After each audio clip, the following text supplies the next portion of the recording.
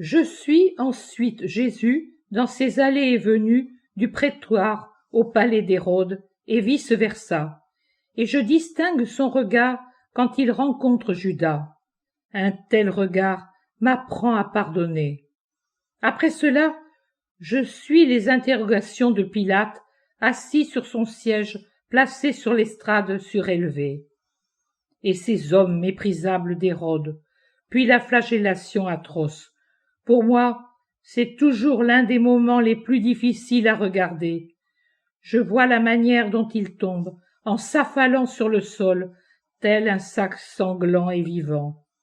Je vois son regard posé sur les soldats quand il le tourne en dérision, après l'avoir déguisé en roi.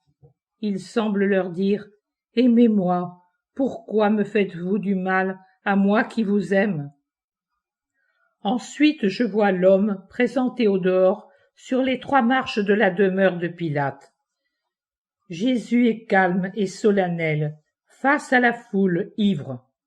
Droit, bien qu'il doive avoir les membres brisés sous les coups de fouet.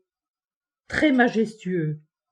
Enfin, Pilate qui se lève de son siège et debout sur l'estrade, étend le bras droit, paume en avant et tourné vers le bas, comme quelqu'un qui jure, puis ordonne. Qu'il aille à la croix. Puis, allez, soldats, je l'envoie à la croix. Il dit cela en latin, et je crois l'avoir compris.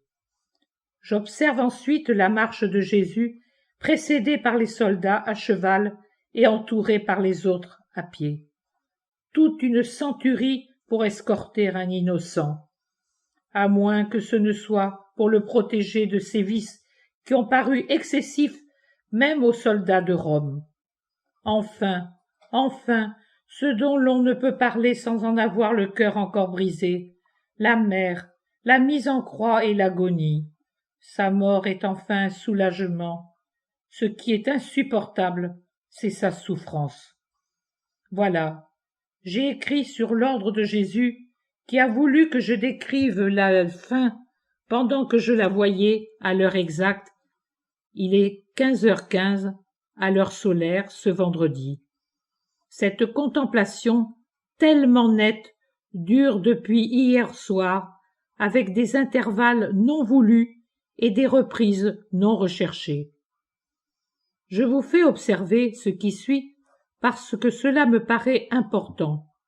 Ce sont des choses si extérieures à ma volonté que je ne peux ni les provoquer, ni les éloigner, ni les rendre plus claires en me concentrant, ni en souffrir moins en m'en écartant par l'imagination.